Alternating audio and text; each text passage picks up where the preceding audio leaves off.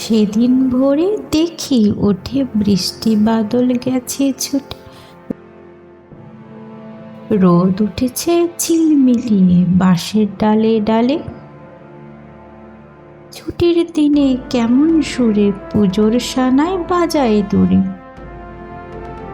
তিনটি শালিক ঝগড়া করে রান্নাঘরের চালে। শীতের বেলায় দুই প্রহরে দূরে কাদের ছাদের পরে। ছোট্ট মেয়ে রোদ্দুরে দেয় বেগুনি রঙের, চেয়ে চেয়ে চুপ করে রইতে পামতারের পার বুঝি ওই।